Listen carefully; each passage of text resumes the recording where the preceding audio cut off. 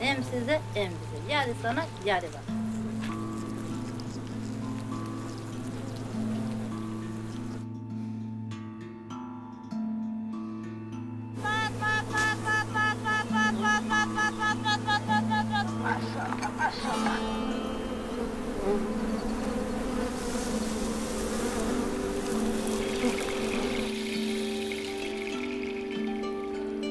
Ana, Hı.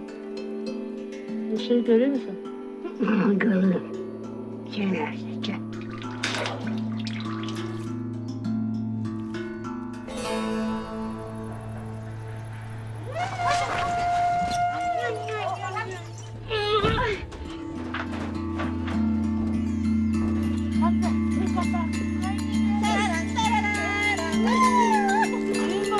Yok be, bir kiram.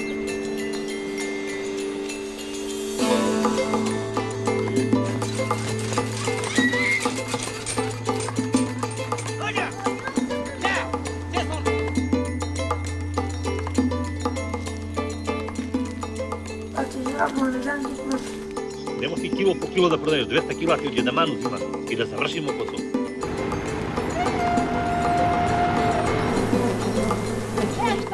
Milyondan ben.